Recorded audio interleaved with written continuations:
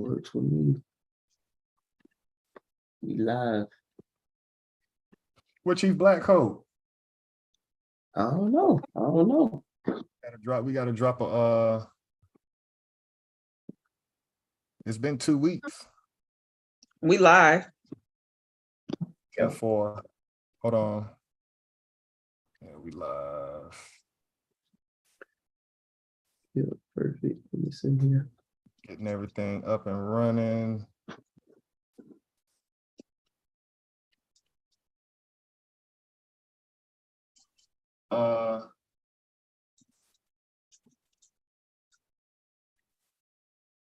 Okay.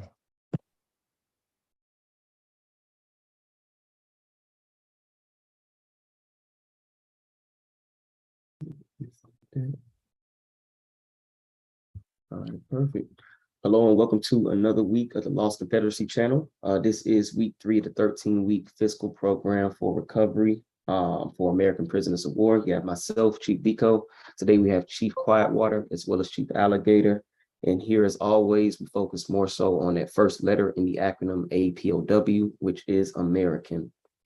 As always, we're going to continue to drill the point down in showing how this government is pretty much fully infiltrated by militia. So without further ado, I'll go ahead and play this MSNBC news article from the CEO of the Anti-Defamation League. Defamation League's Center on Extremism is out with an in-depth analysis of a leaked Oath Keepers membership list from a year ago, which finds there were hundreds of names on it of current or former elected officials, law enforcement officers, and members of the military. The Oath Keepers are a far-right militia group, multiple members of which stormed the United States Capitol during the insurrection and that attack on January 6th. For more on this new report, CEO and National Director of the Anti-Defamation League, Jonathan Greenblatt, joins us now. Jonathan, thanks for being with us. So take us through the report that you all did, how you got your hands on the list, and what were some of the more troubling aspects of what you found? Sure. Thank you for having me this morning, Willie. And I will tell you, this is a chilling report, the likes of which we've never released before. Last September, ADL analysts were able to get our hands on a data leak of the Oath Keepers membership rolls. There were 38,000 names that were essentially pulled from their records and put out in the open. Our analysts pulled down the information before the Oath Keepers could pull it back. We used open source techniques, including public records, social media, and other methods to review every single name that we found. And I must say, we thought the Oath Keepers were a threat when they rampaged through the Capitol on January the 6th, but we had no idea just how deep the threat truly is. We found hundreds of active law enforcement members who are part of the Oath Keepers, 10 chiefs of police, 11 sheriffs, dozens and dozens of active members of the U.S. military, some 80 individuals who were running for public office, almost 24 of whom made it through the primaries and will be up this fall.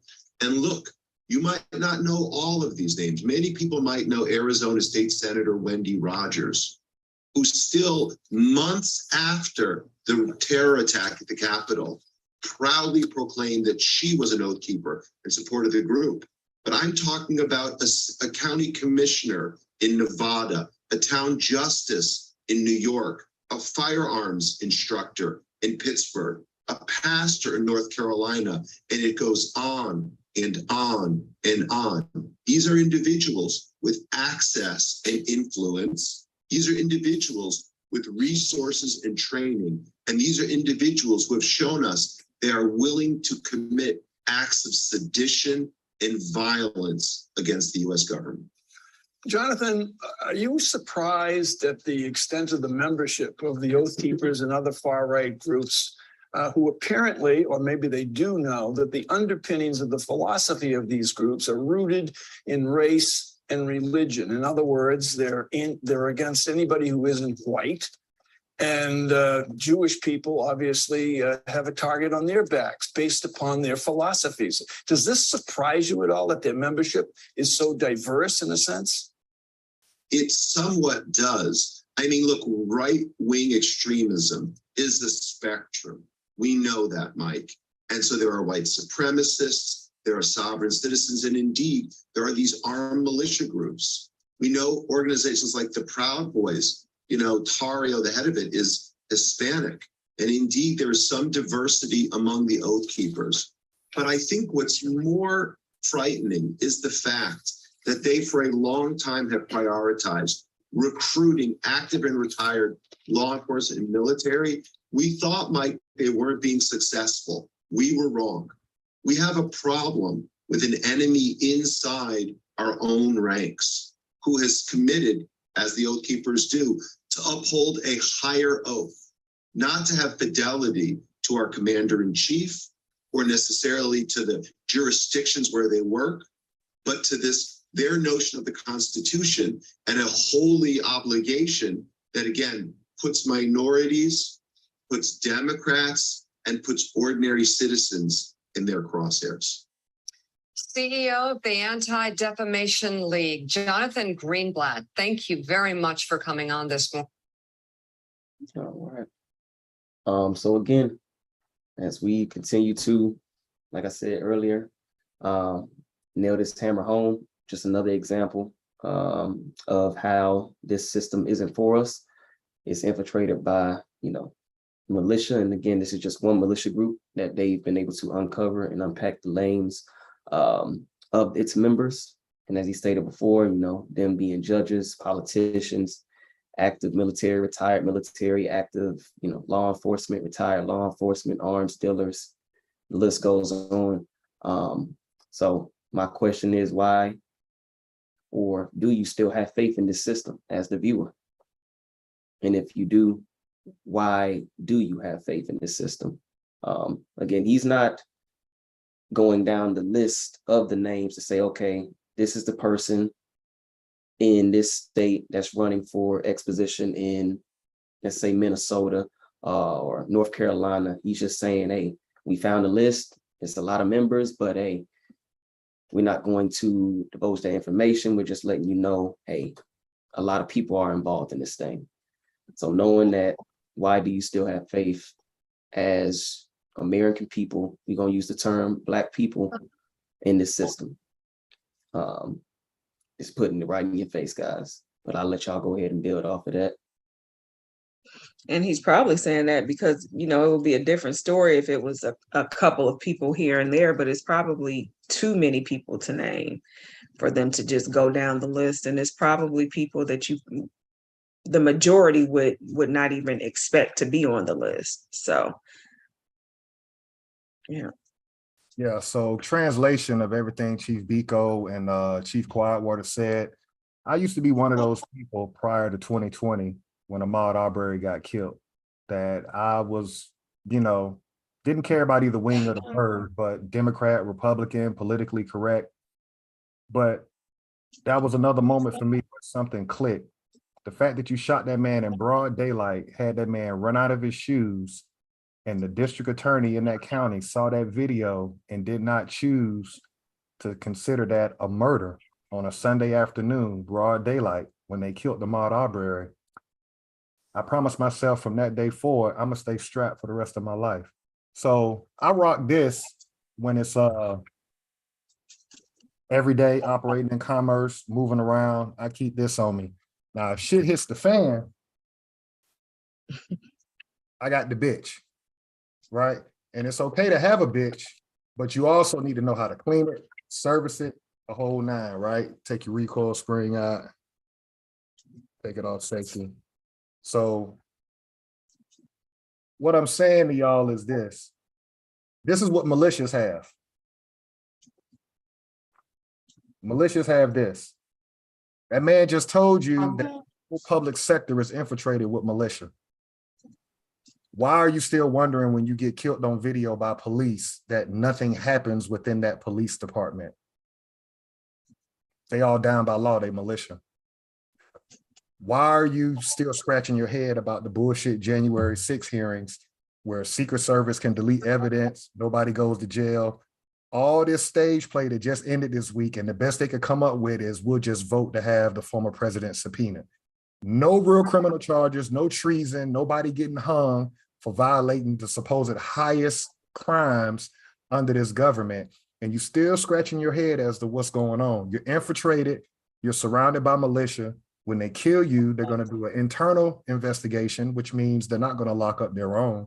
So it's time for us to stop being in denial, and it's time to get your shit together, strap up, organize with your people, because it's coming. That's my little 2 cents. As I agree. I put my stick back together. Absolutely, though. Absolutely. Look, if you're not strapped, guys, you better get strapped. Because like you just stated, militia, they not there to march around and, you know, have flags and serve certain dishes and things of that nature. They're actually training to utilize these weapons. And who are you think they're trained to utilize them against? I mean, he just explained it to you. Right. So why wouldn't you, just for self-preservation purposes, do the same? Learn your weapon, get one, whether it's, you know, a handgun or something. Like you said, if I need to be long range with it, you know, something like that, but actually learn it, you know, be able to utilize it, clean it, things of that nature. Why wouldn't you do that? Just for self-preservation purposes at minimum, bare minimum. So great example there to Chief Alligator. Next, we will go ahead and have you continue with this week's inventor, and then after that, we'll have Chief Quietwater with the legal definitions. And for translation, real quick, anybody watching this video, don't get it fucked up. We more than one dimensional. This treaty shit, you know, y'all niggas might think we nerds or some shit like that. We can get that treaty talk on, and it can get into some other kind of shit. So it just depends on what hat we got to wear. You got to be versatile out here. You can't just hide in the classroom now. You got to come outside sometimes. With that being said, let me share my screen. Let's get it cracking. I think they got us fucked up, y'all. I think because we be on these treaties and shit, they, you know, they got the wrong idea, as Snoop would say. Don't be sleep out here. All right, let's go here. Today's inventor. Let's see if we can pull this up, let it open. We've done this gentleman before. We're gonna do a different invention of his. Just waiting on it to populate. Boom. Okay, so today's inventor is gonna be Mr. Landrow, Landrow, Bell. And we're going to be doing US patent number 133823. And this invention is the dough kneading, or it says it right here, improvement for dough kneaders. And this invention date was December 10th, 1872. So I'm gonna pull this image up, which gives us a more up close and personal of the invention. All right, so basically what this is once upon a time, like if you're making pizza or doing anything with dough, you had to do it by hand. So what he did is he created a machine where you could place the dough on the table, which is A, and then there's a crank that will be on letter K, the little small gear in between both large gears, and you can turn it with your hand. And that's how you can, I guess, beat the dough down quicker than actually doing it manually with your hands. So as I mentioned, A would be the top of the table, provided with legs and crossbar for supporting said legs. So we got the legs here and we got the crossbar right here. E, which is here. The top is provided a short distance from the end with a bridge or a double line incline. So we can see this little incline right here. So you would set that dough on this little incline and that gear would catch it and start pulling it through these other gears. He's got C, A Uted roller supported in bearings. So we can see C here. We can see the little dotted lines where the pulley would go inside of that. And then we go to A. Again, a short distance in front of this Uted rollers is a smooth roller. So there's rollers on this table as well that we can't see. D is the same as roller C. Here's D and here's C. You see, this is like a wheel. This one's like a gear. So D, same as roller C, but in a lower plane so as to work directly in connection with roller C. So as C turns, D turns. G, which is here, is a called gear. We can see the gears inside of this wheel. So on the outside is a smooth surface. Inside this wheel is going to be gears. I is a balance wheel provided with a crank handle. So I would be here, but the crank handle is not illustrated where they can just physically crank it with their hand. And then K, which is here, a smaller gear arranged between two rollers, C and D, on a stub axle. So he also invented the smokestacks for trains. That was the last time we did him. So not only did he do the smokestacks, but he also did the dough kneader. And this is for people who would make pizza or different versions of bread or any kind of yeast material. Instead of beating it with their hands, he invented the dough kneader. That's this week's inventor. That was a good one this week. Let me hit stop. Hold on. Got it. All right, pass it back to you. Perfect. Great inventor for this week. And actually, I'm going to go with this week's Dr. Woodson quote before we have Chief Quietwater with the legal definitions and maroon historical points.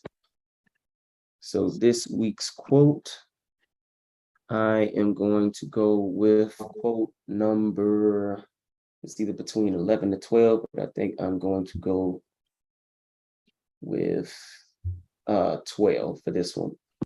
So here, the Negro in his present plight, however, does not see possibilities until it is too late. He exercises much hindsight, and for that reason, he loses ground in hotly contested battles of life. The Negro, as a rule, waits until a thing happens before he tries to avert it. And that's just, I think a perfect example of where we currently are as a group. Just going back to the video that we played earlier when we started the channel. We see, we kind of already knew what was going on within the system, but now it's been confirmed through the Anti-Defamation League that, there's militia within every level of this government, whether it be your politicians, your judges, your law enforcement, even down to your preachers. So we see that there's been infiltration in every level of this government, this system. He gave a perfect example, Ahmaud Arbery getting shot by civilians, retired law enforcement. But now we see us practicing hindsight and arming ourselves in 2020. But now it's like we've reverted back to being stagnant. So we practice it for a moment as far as getting ourselves prepared, but we stop it until it happens again. Then we again practice more hindsight. So again, let's go ahead and try to, instead of practicing hindsight, practice foresight and anticipating these things to happen more frequently, more abundantly. And then that way we can actually protect ourselves and loved ones. So I thought that was a good quote for this week. And with that, I will pass it off to Chief Quietwater, who will read this week's legal definitions and maroon historical points. Okay. So the legal definitions, number 1, American, indigenous to America. Number 2, descendants, one who follows in the bloodline of an ancestor, either lineally or collaterally. Number 3, slavery, a situation in which one person has absolute power over the life, fortune, and liberty of another. Number 4, prisoner of war, a person, usually a soldier, who is captured by or surrenders to the enemy in wartime. Number 5, school, any institution at which instruction is given in a particular discipline. Number 6, education and enlightening experience. And number 7, recovery, a return to a normal state of health, mind, or strength. The action or process of regaining possession of something stolen or lost.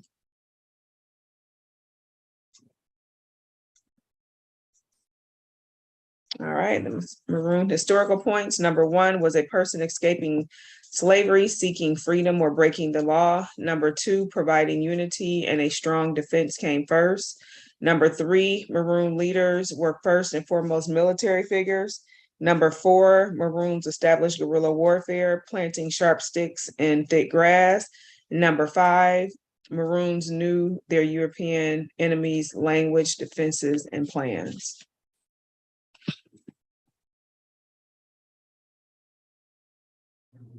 Excellent, excellent. So this week we'll go ahead and jump into, again, the Jim Crow laws. Last week we left off on reading the Georgia Constitution, which pretty much just highlighted how the British colonists said, you know what, we're no longer going to take your bullshit. We're going to, go ahead and separate ourselves completely. And we willing to die about it. We're willing to fight about it. After we read that, we kind of jumped into, again, the Jim Crow laws, just highlighting our military occupation and how they pretty much wrote it into their bylaws, their government. So this week we'll kind of continue that path. But as we stated last week, it's a lot of stuff we can learn just from that Georgia Constitution. And Georgia isn't the only one that has, their constitution. Each state is going to have their own constitution. But it was very eye-opening to read that Georgia one in particular, and just see how we are currently underneath the same pressures, if you would say, that they were, but they actually decided to do something about it, versus us just complaining and, again, asking for little trinkets and little resources here and there, versus just saying, you know what, completely standing up and saying, you know what, we're going to start our own shit. If you don't like it, come fight us about it. If not, leave us be. And that's what we have to have. We have to have that, light bulb moment as a group of people in order for us to, really move forward and not be, again, in the dweller as a race of, or a group of people, rather. So both of y'all tie this in for the person that doesn't know what we're about to do with the Jim Crow laws. Tie the Jim Crow laws in to the undeclared Seminole Wars. Why is the Jim Crow laws important? Why are we even going over them?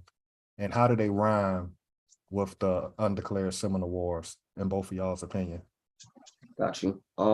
Shoot, it just rhymes with if you never left or if you did not leave during that Indian Removal Act. If you didn't leave, what's that? Head west of the Mississippi into present-day Oklahoma. Hell, it's open season for you. It's open season pretty much. Like you said, none of them wars were declared. Civil War never declared. Seminole War never declared. These treaties invalid because of that. But basically, if your family did not make that trek over into Oklahoma, then again, the Indian Removal Act, then pretty much if you staying where you are after we said you had to leave, then it's open season. And these laws just kind of highlight why, or just gives I guess legal status for us to do whatever we want. When I say us, just saying like the United States, not being a part of that, but just saying, United States has legal right to pretty much treat you however the hell we want to, because we already gave you notice, hey, you should have been on this thing, but now you're not there, you're still gonna stay there? Okay. Now just know it's gonna be still on site. And basically the fact that, I think you mentioned before that these laws are still on the books, correct? But they're just not being enforced. So at any given time, well, no, they're continuing to treat you exactly how they were treating you back then. It may be cleaned up a little bit and may not as blunt as it was with the signs of whites and colors and things like that. But these laws are still on the books. They were never removed and they can be imposed at any time, basically.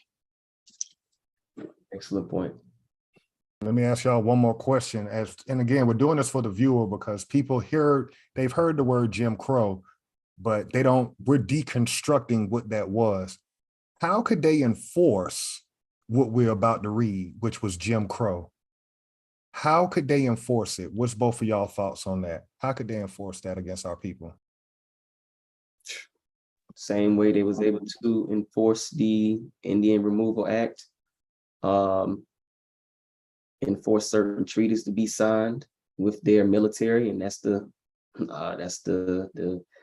common denominator, I guess you could say, through their military. Right. Whoever has the bigger guns gonna be able to call the shots pretty much. So they're able to enforce that through their military. And we see it all the time when we're looking at, old films or even old news reels, news clippings.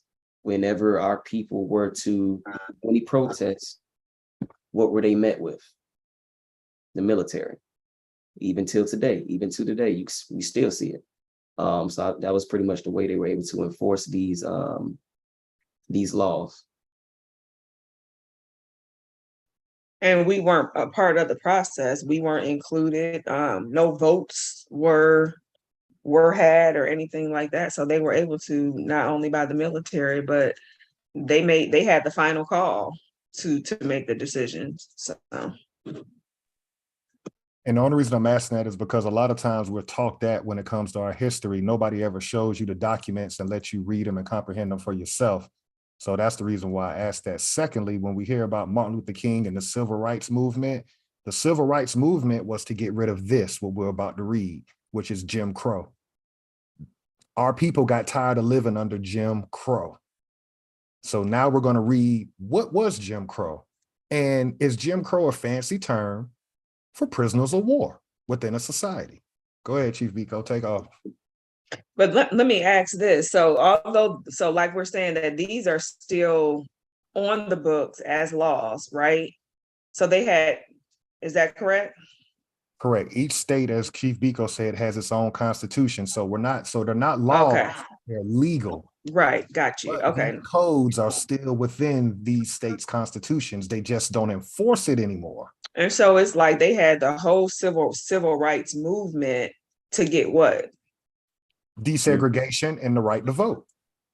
Okay. See, it was just but yeah, that was a win for us as prisoners of war. You got to think about your parents. The fact that you couldn't go to the hospital, you couldn't ride buses. Sure. That was a win. So now here we come along. Now we got all these immigrants after the civil rights movement because there wasn't a lot of immigrants before the 60s. Right. And them. Right. Okay. So me and you were old enough to know we might have had one African in our class, a couple of Haitians. Wasn't what it is now. So we were going to school with first generation immigrants. Got you. Okay. Now Chief Biko, Chief Black Coat, Chief Akibalan, they're dealing with second and third generation immigrant. Okay. So we're looking around like, how the fuck did they surpass us? And benign and neglect policy. Okay. Great breakdown. So as we get into it, this first one, nurses, and this is from the state of Alabama. And it states here, no person or corporation shall require any female nurse to nurse in wards or rooms in hospitals, either public or private, in which Negro men are placed. White female, be specific. White female. White females, correct. Any white female nurse to nurse in wards or rooms in hospitals, either public or private, in which Negro men are placed.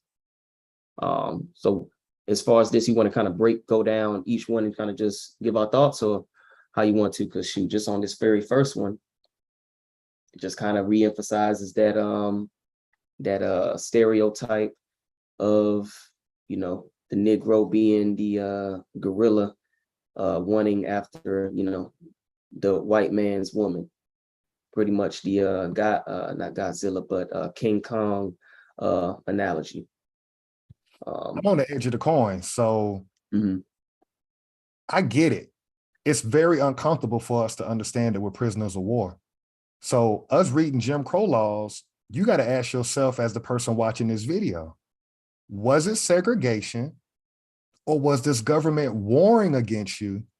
And if you were in a hospital with a European woman and you insisted on her taking care of you, what would the repercussions look like? Would the militia show up to that hospital? Would the sheriff show up to that hospital? Or would everyday European citizens show up with a rope to hang your ass right outside the hospital and nobody go to jail? So was it segregation, or are you a fucking prisoner of war? That's what I'm trying to come straight up the middle and get us to realize. This shit wasn't segregation. Prisoners are fucking war on your own land. Let me stop. Because see, we like to pussyfoot and play around and talk about Republican, Democrat, shit deeper than that. Look at these damn laws. This is what your grandparents went through. And it's embarrassing for our people to talk about it, but it's the truth. No, straight up. Any thoughts on that, Chief Whitewater? No, I mean, it's the truth. I mean, it's nothing. I don't think we really need to just break these down. I mean, honestly, because it's just, it's there. So it's the truth. This is what our grandparents went through. So we can read them, and then if y'all want to, you know, got you. More so for the viewer, but go ahead. Y'all go ahead. No, yeah, we'll definitely do that then. I'll just read through them, and then yeah, at the end, like you stated, see what it sounds like. Does it sound like segregation, Jim Crow, or just straight up, you know, military occupation? So as we see here, buses, all passenger stations in the state operated by any motor transportation company shall have separate waiting rooms or space and separate ticket windows for the white and the colored race. That's Alabama. Railroads, the conductor of each passenger train is authorized and required to assign each passenger to the car or the division of the car when it is divided by a partition designated for the race to which such passenger belongs. Alabama. Restaurants, it shall be unlawful to conduct a restaurant or other place for the serving of food in the city at which white and colored people are served in the same room, unless such white and colored persons are effectually separated by a solid partition extending from the floor upward to a distance of 7 feet or higher, and unless a separate entrance from the street is provided for each compartment. Alabama. Now, hold on 1 second, because anytime I take a road trip personally, because my mother is still living, mother, by her own confession, is Cherokee, even though her birth certificate says colored. When she was growing up and would take trips with my granddad, they couldn't stop at McDonald's. So this ain't that long ago, y'all. This is one generation. So every time I take a road trip, I'm gonna stop at McDonald's. I do it without me even realizing it, because my mom, my aunts, whenever they take road trips, they get picnic baskets and they make sandwiches. The reason why they did that was because they couldn't stop at restaurants. So imagine your mama or your auntie, when they have to use the bathroom, you couldn't stop at a rest area. They would have to run in the woods off the side of the road and take a piss. So I just wanted to tap that in with restaurants, because we got to know what this fucking government did to our people. That's not segregation, y'all. Yeah. And I'm glad you highlighted that. And I'm just glad you highlighted that, because it makes sense too. Like you stated, I remember my grandma just saying, let me pack you all some, sandwiches for the trip back up to Georgia. She in Florida. And we, being a kid, I'm laughing, sandwiches, grandma. There's plenty of restaurants to stop by, but not thinking, she's thinking because she's experienced, the times where, okay, if I'm making a trip with her parents, whether it be to New York, Georgia, okay, let's make sure we pack for the journey, because we're not sure how many of our restaurants are even available, if there are any, to even stop and eat at. So no, that was a great point you just you highlighted there. I think there was a movie, was it called The Green Book or something like that? Correct. Yeah, about how they had, it was a book of where they actually could stop on journeys while they were driving. Great point. It was a prisoner of war manual that we called the Green Book. You're absolutely right. You read that green book to keep your ass from getting lynched late night on the road. You are absolutely, where can we go in this motherfucking city? That we good. That we good. Green, where can we go that we will be good if we eat there? That's crazy. But again, military occupation, prisoner of war, pool and billiard rooms. It shall be unlawful for a Negro and a white person to play together or in company with each other at any game of pool or billiards. Alabama. Toilet facilities, male, every employer of white or Negro males shall provide for such white or Negro males reasonably accessible and separate toilet facilities. Alabama. Intermarriage, the marriage of a person of Caucasian blood with a Negro, Mongolian, Malay, or Hindu shall be null and void. Arizona. Now they contradict themselves on intermarriage, because you move some of us in the Indian territory and then you let them peasants get with the Malay and the Mongoloid and the Indian. So basically, you can we'll dilute your bloodline in Indian territory, but outside Indian territory, we ain't fucking with you.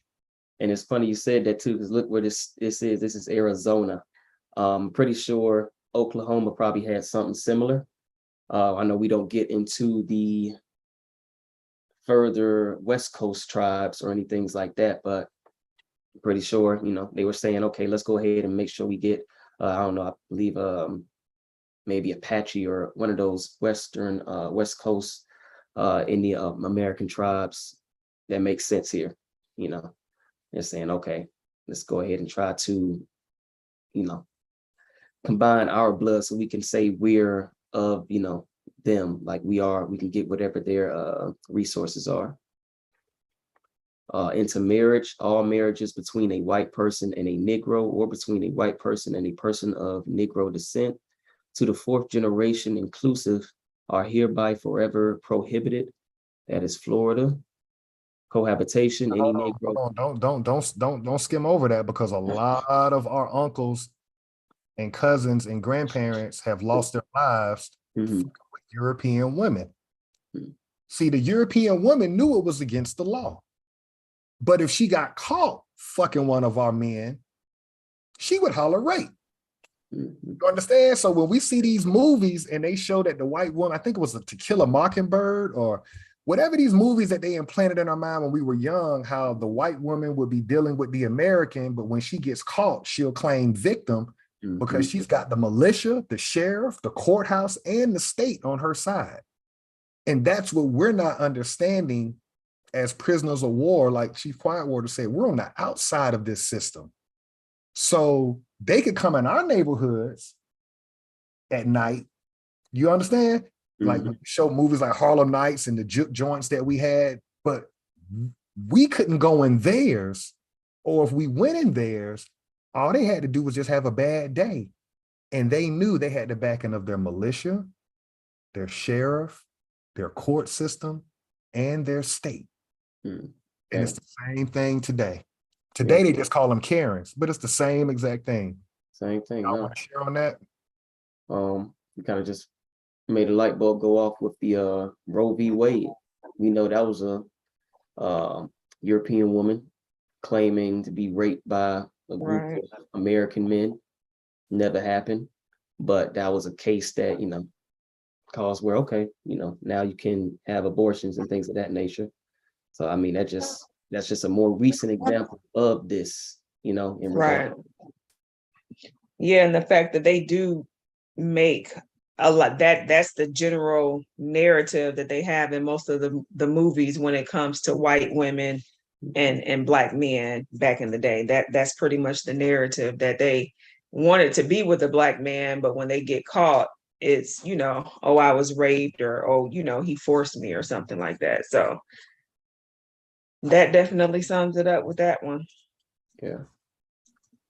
This 4th generation inclusive, though, that is something that was like, okay, what are they saying in this particular clause, I guess you could say, or between a white person. 4 generations out, maybe. Yeah. So. Any person of Negro descent. Okay, 4 generations. Okay, I see what you're saying. I don't know. You muted, Chief Alligator. Maybe like if that's like your 4th cousin or something like that, say you're a little bit lighter than Chief Biko, you may be able to get away then because you've got 3 generations before you get back to my complexion or Chief Quiet complexion. Got you. Okay.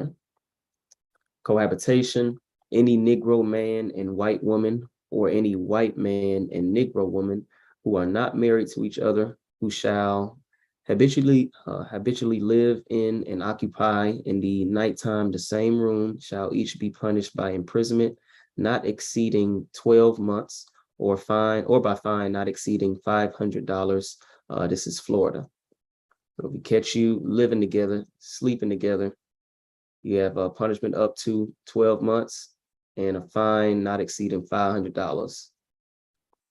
Education, the schools for white children and the schools for Negro children shall be conducted separately. Florida, juvenile delinquents, there shall be separate buildings not nearer than 1/4 mile to each other, one for white boys and one for Negro boys. White boys and Negro boys shall not in any manner be associated together or work together.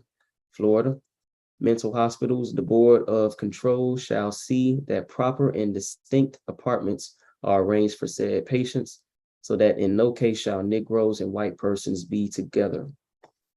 Georgia, intermarriage, it shall be unlawful for a white person to marry anyone except a white person. Any marriage in violation of this shall be void. That is Georgia. Barbers, no colored barber shall serve as a barber to white women or girls. Georgia. Burial, the officer in charge shall not bury or allow to be buried any colored persons upon ground set apart or used for the burial of white persons. Georgia. Hold on 1 second. And Chief Quietwater and I can attest to seeing that with our own eyes in Savannah, Georgia, the first capital and the oldest city under the estate of Georgia. There's a tour you can take. I think it's the Underground Railroad. I think so. It's the Black History Tour. The Black History Tour. And on that tour, you'll go through a cemetery in Savannah. And to this day, you're buried on one side of the funeral, Europeans buried on the other side. It's real to this day. Definitely see that a lot. I even think one of my cousins in Florida, they was like, yeah, she was looking for, the burial plots.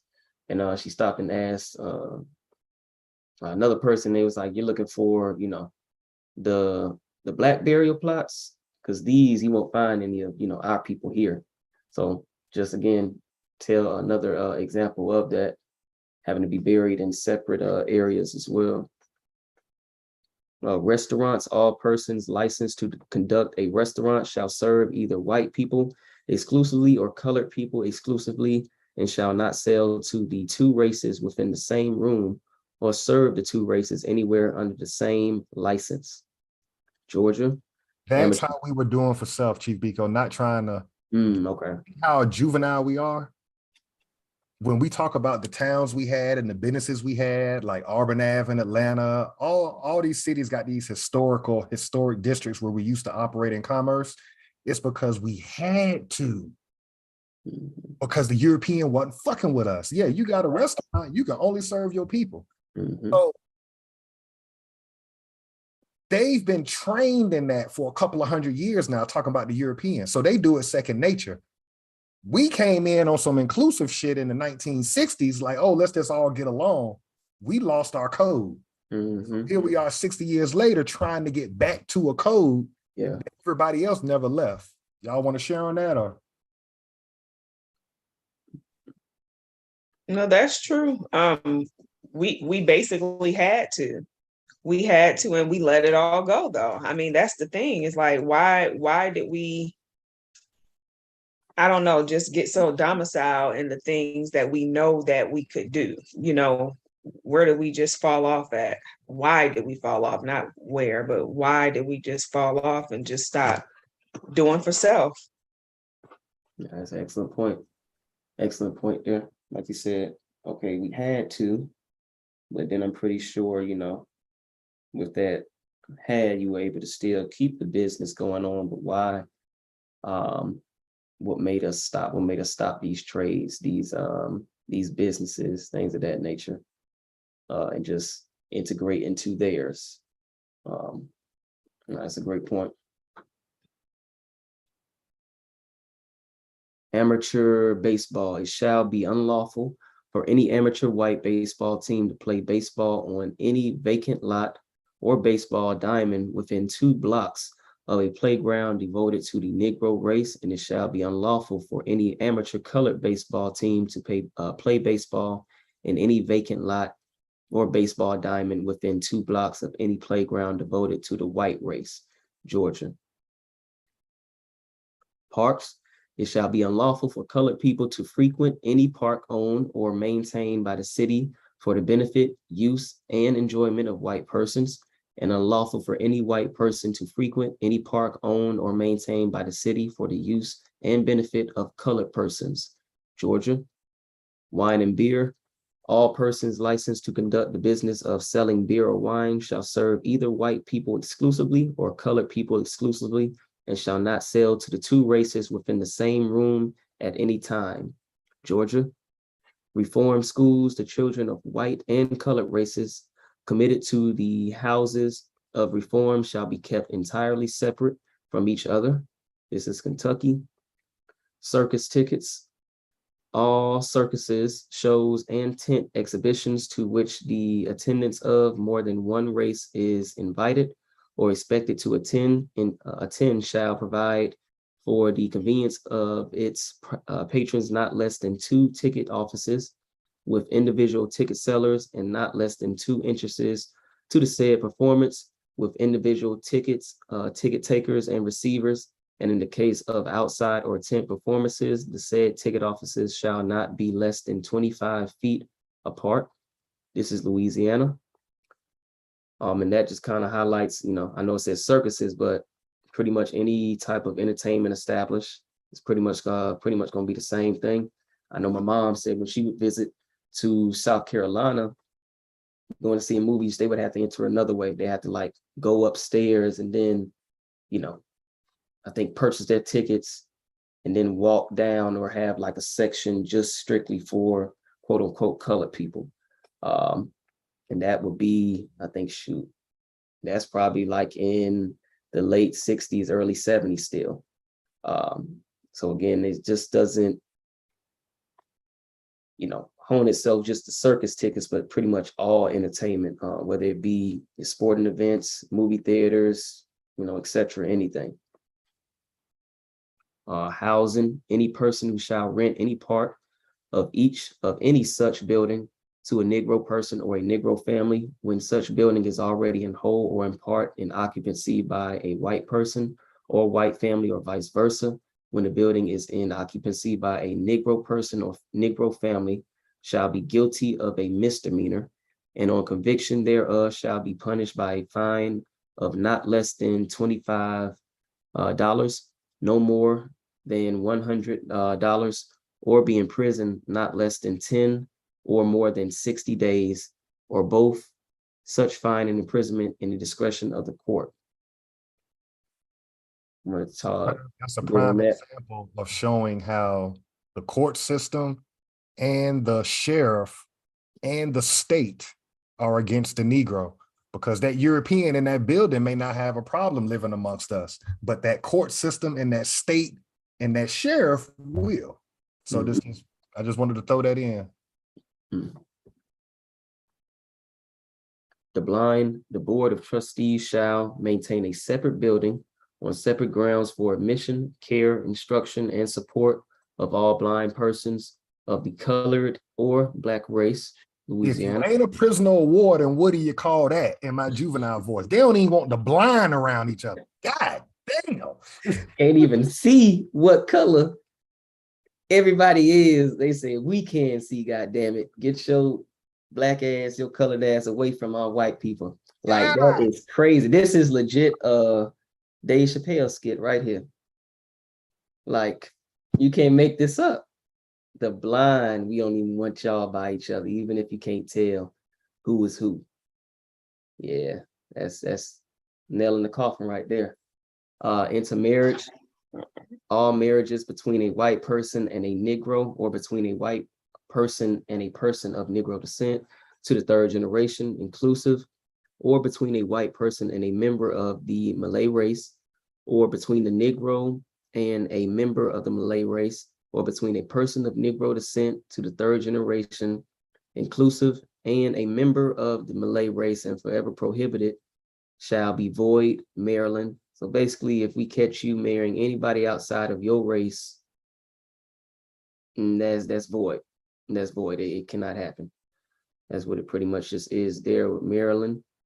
Railroads, all railroad companies and corporations, and all persons running or operating cars or coaches by steam on any railroad line or track in the state of Maryland for the transportation of passengers are hereby required to provide separate cars or coaches for the travel and transportation of the white and colored passengers.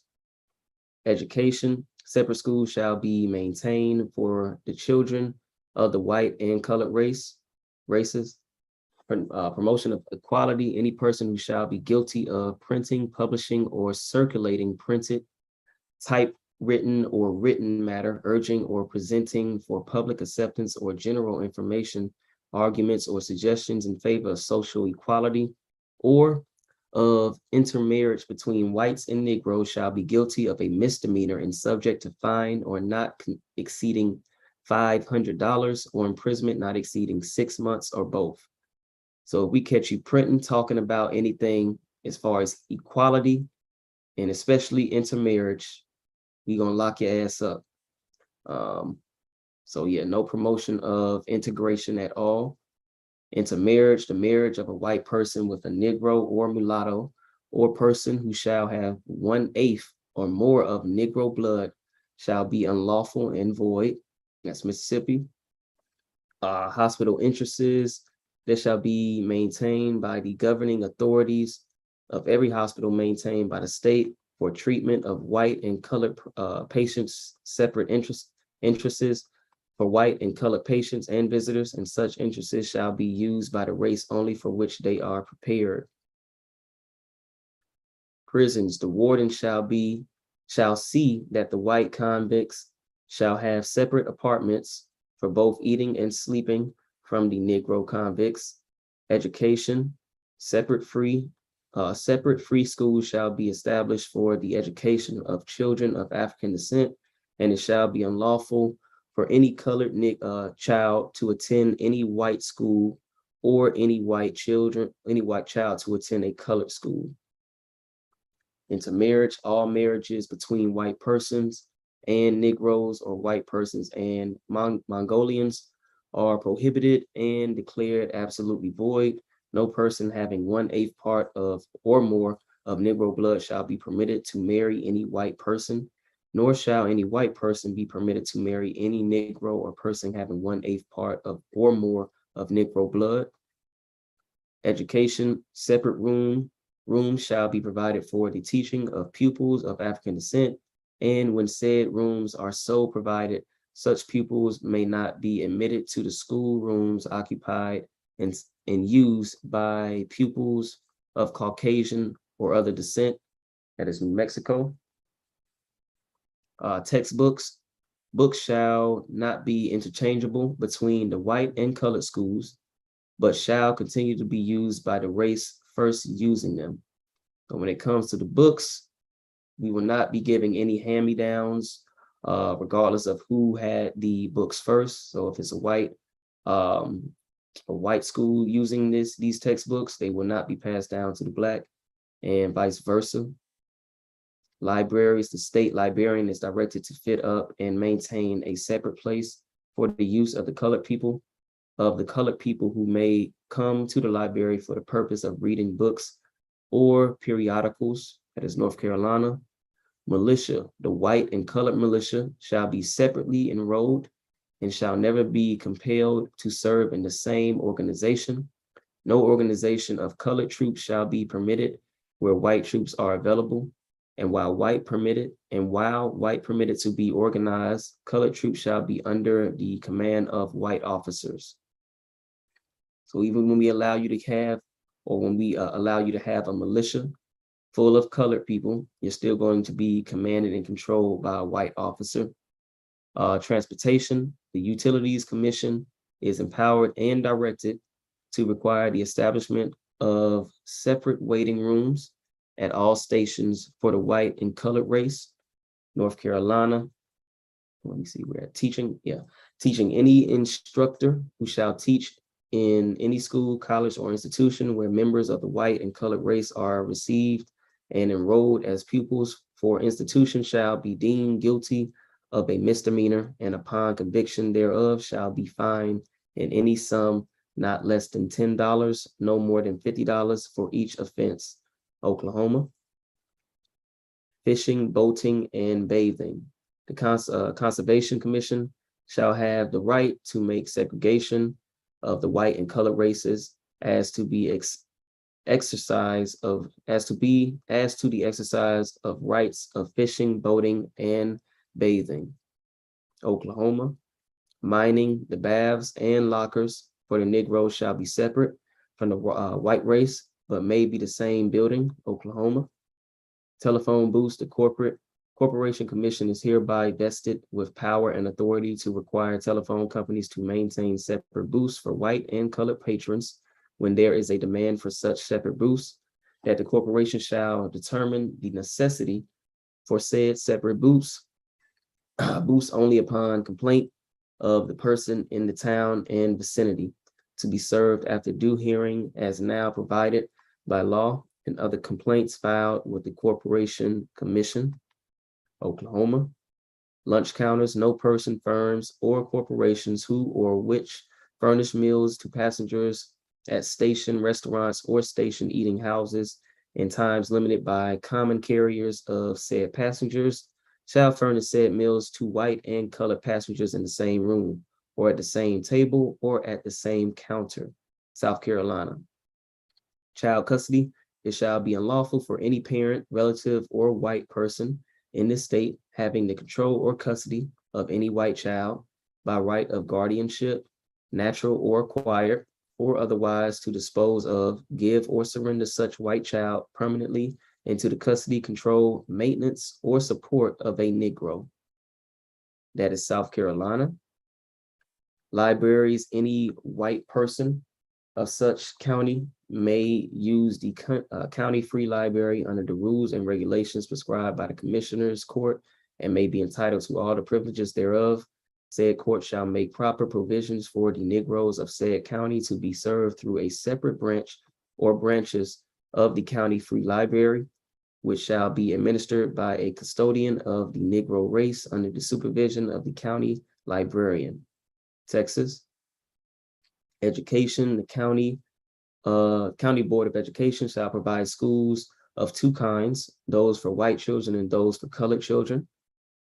Theaters, any person operating in any public hall, theater, opera house, motion picture show, or any place of public entertainment or public assemblage which is attended by both white and colored persons shall separate the white race and the colored race, and shall set apart and designate certain seats therein to be occupied by white persons, and a portion thereof or certain seats therein to be occupied by colored persons.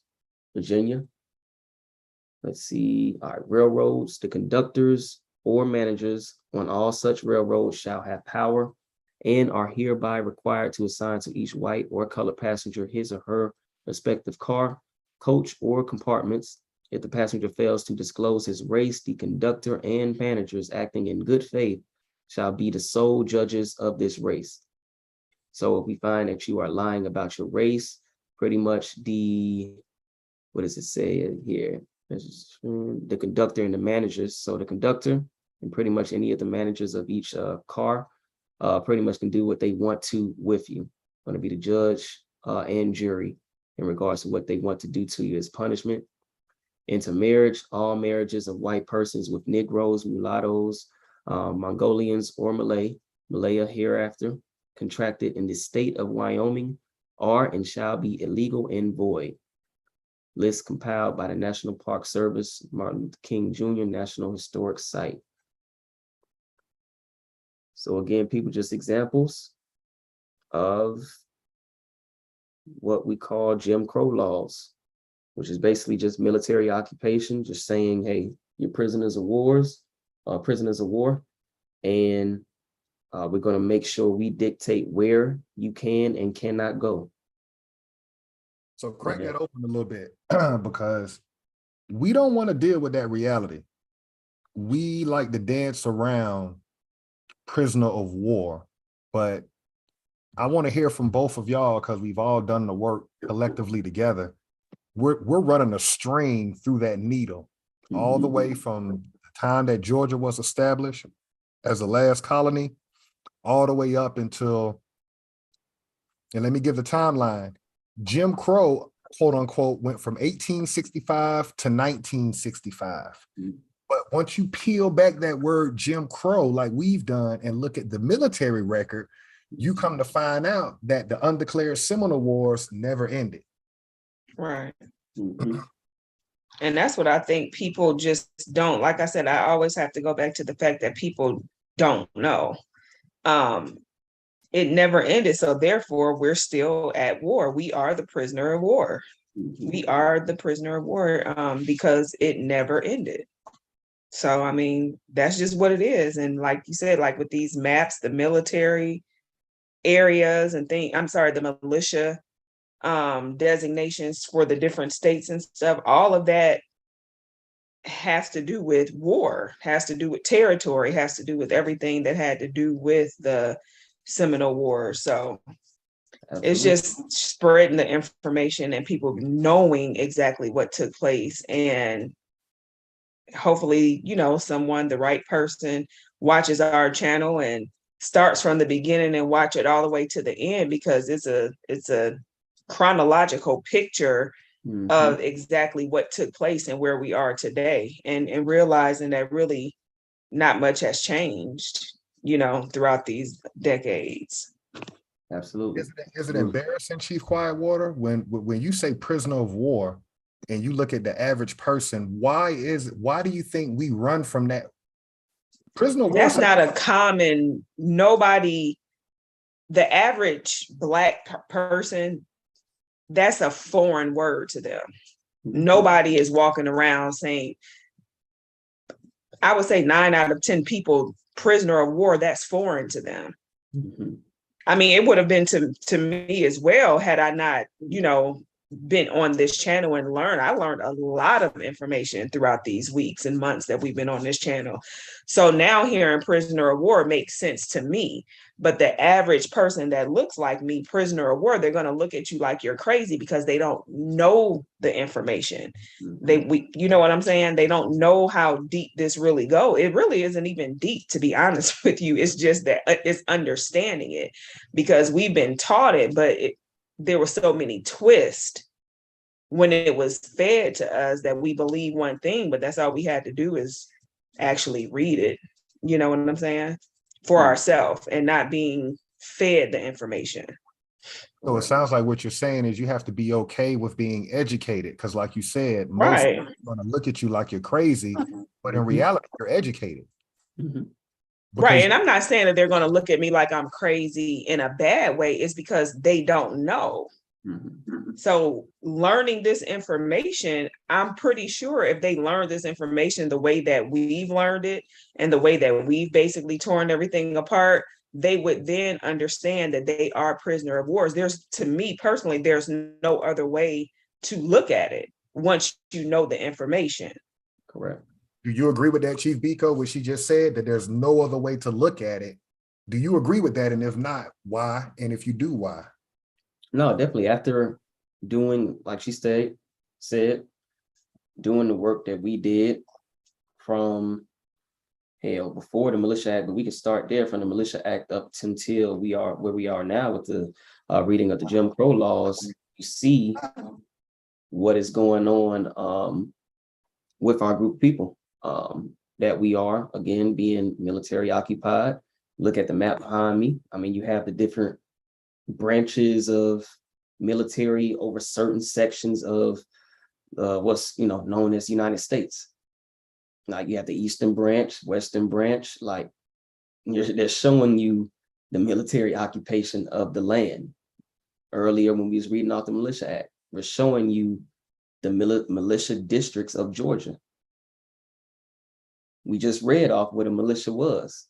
Like we're showing you every step of the way of our occupation on our land and us being prisoners of war.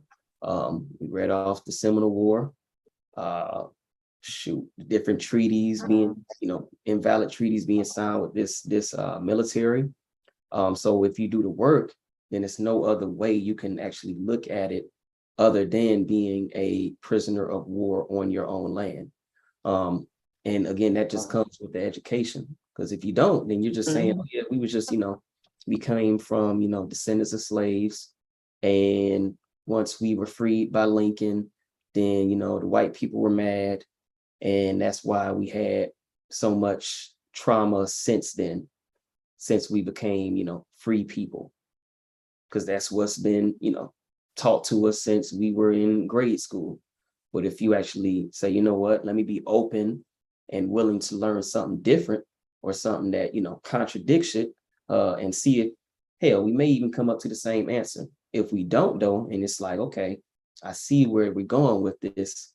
Damn, we really are, prisoners of war. Then it's like, again, like she said, there's no other way you can actually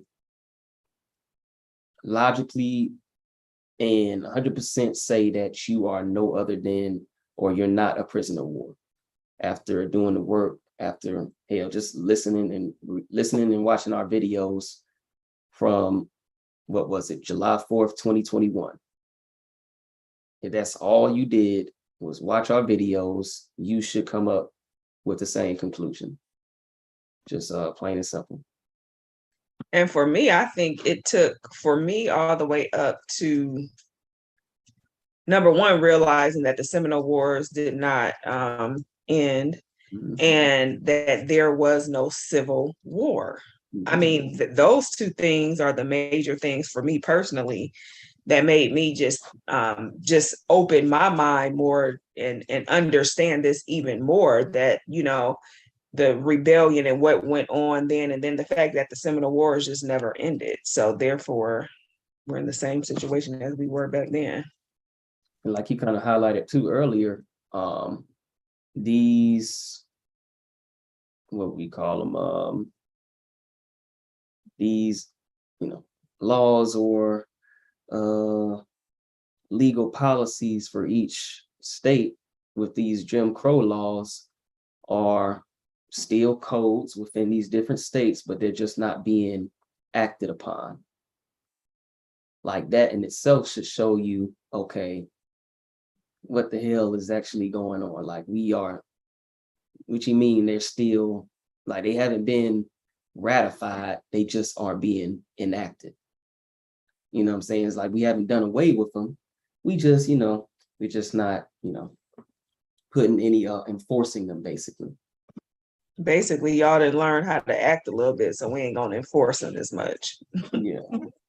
So tie this in then, when you said that it was the Civil War that did it for you, that's another hurdle. So one hurdle is the prisoner of war term, because it's amazing. And again, I'm speaking from an educated standpoint. Shout out to Dr. Carter G. Woodson. There's no school for this, but being self-educated, understanding that we are prisoners of war. Why would we want to hold on to slaves? Slave makes it seem like our ancestors never fought back. Prisoner of war means, yeah, you fought back. You just over time got surrounded and got occupied. They ran you out of your towns. If they couldn't run you out of your town, they burnt your shit down. And thus you end up replacing the Jews in the ghettos. Historically speaking, Jews were the first ones in ghettos on this land, and they moved them out and they moved us in after they either gentrified us or burnt our shit down. But coming back to y'all with that Civil War, do you think that's another hard pill for people to really digest, that damn, there was no Civil War? The average person, yes. The average person, again, who don't have this information or don't know any better, absolutely yes, because everything current day, you know, like you said, our parents, everything is hinged on the Civil War, the Civil Rights Act. That was for the Indians, you know. So it's all a facade, really, you know, because people don't know the real information. So I just think that it still goes back to the lack of knowledge about the whole thing. Where you at, Chief Biko? Do you think that's a hard pill to swallow about that Civil War not happening and the prisoner of war term?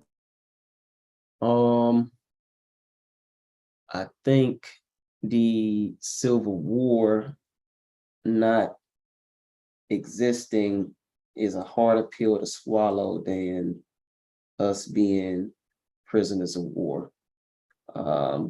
Just because of what has been taught to us, that in just because what has been taught to us as the significance of the Civil War. So every time we hear Civil War, people are saying, or it's taught to us, that that was to free the slaves. And when we think of slaves, we think of people that look like you, myself, and Chief Quietwater.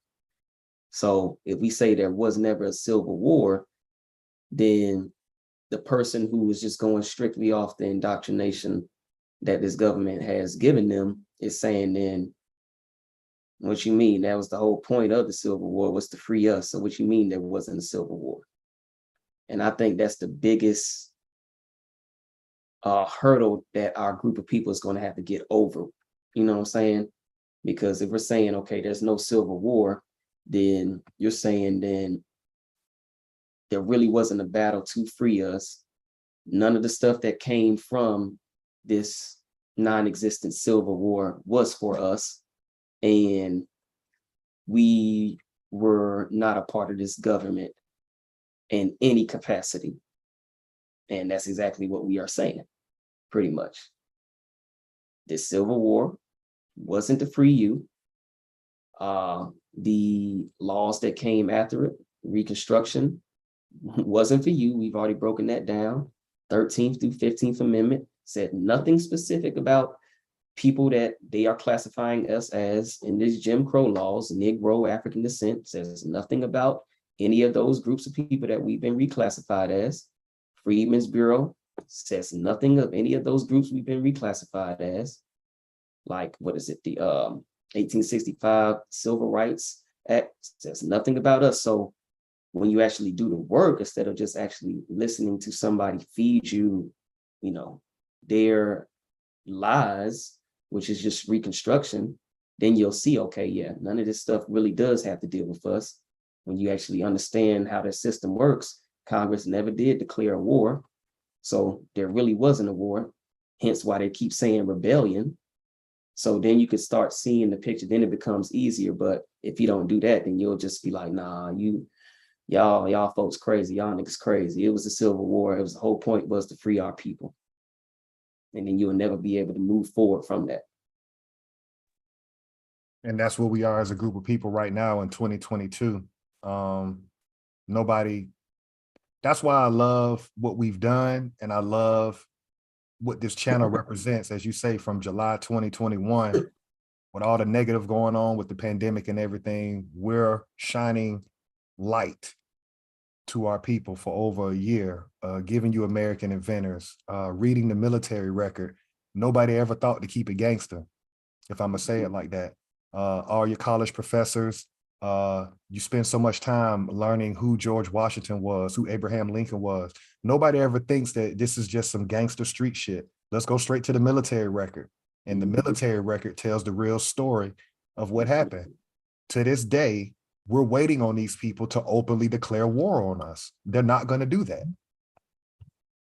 That's the bottom line of it. They waged war in the Southeast region, which was the Creek Confederacy. They waged an undeclared war, and they've been waging it for over 160 years. And what we're doing is we're trying to play Democrat, Republican, racism. We want to deal with everything outside of the fact these people are killing your ass on video at this point, and they're not going to jail. They're calling you monkeys in city council meetings, quietly recorded, and they're not willingly stepping down, and they're not being fired, and they're not having charges pressed against them. You got all the signs that you're in a war, but you won't believe you're in a war until they tell you, we declare war against the Negro. That's what we are. We want them to tell us it's going to be a fight after school, but we keep getting swung on in between every class in school.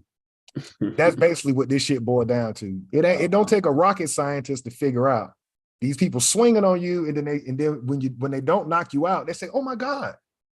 They do not like you. They not your friend. That's not a greeting. Motherfucker punching in your face ain't a, hey, how you doing? That's, I don't like you. Right. Every time I see you, it's on sight. I don't know why you want me to just say I don't like you. My actions are speaking louder than my words right now. Like that's elementary shit. Your actions speak. Oh, I like you, but you ain't showing me things that you like me. I don't like you, but so I'm hitting you. I'm picking on you. Yeah, they don't like me. How you know? They never said it. I mean, they throwing stuff. They bullying me. Like, come on, y'all. It like you said, it ain't rocket science. It ain't rocket science. It ain't that hard. Correct. So we're looking at this map. So to put in, just to add on what y'all just shared, Jim Crow law, you notice they keep using the word Negro and African descent. How did we get reclassified as Negro and African descent? Because when Andrew Jackson, the person that the human being that's on that $20 bill, which is not money, but we're not going to get that deep. The person on that $20 bill, Jackson, he unlawfully went into war against the red area on that map. The people that they got into Oklahoma, they were able to steal our birthright, i.e. Cherokee, Chickasaw, Choctaw, Seminole, and Creek.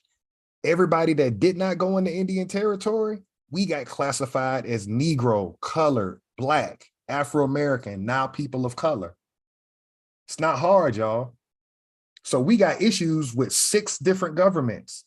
We got issues with the 5 fake civilized tribes that took our birthright, and we got issues with the United States government that's waged unlawful war on us since the 1800s when they established the last colony, which was Georgia in 1733, with a general from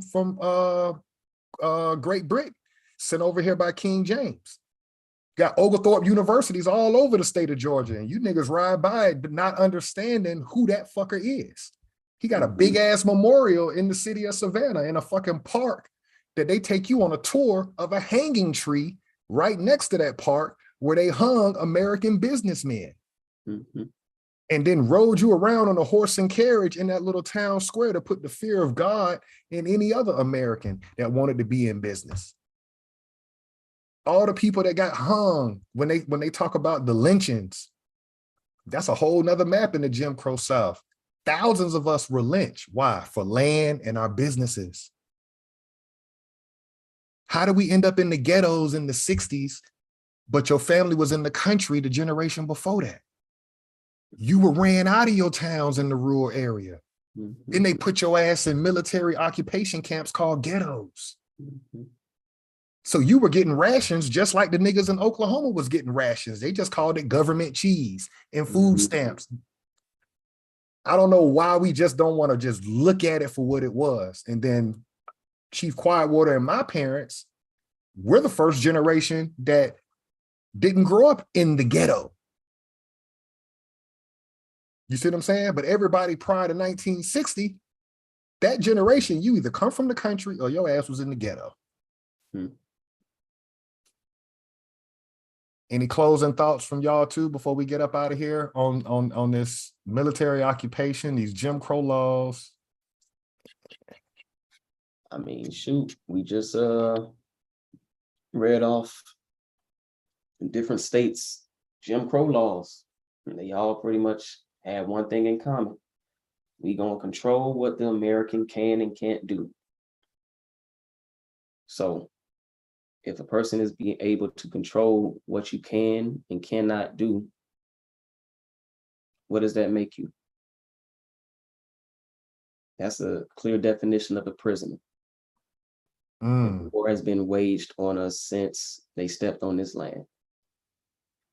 Until we actually understand that, understand that, we're gonna continue to replay this nightmare over and over again until we understand what that nightmare is telling us. Great point. Great point you brought up. And that's why MLK came with his civil rights movement, because that generation got tired of living up under prisoner of war terms, i.e. Jim Crow laws. And so they fought for desegregation, and they fought to be able to participate under the oppressive government, which is why we talked about last week of you have to establish your own. It's not designed for us. And again, that's not being radical. That's just looking at United States government history. You fighting too much for less than average shit.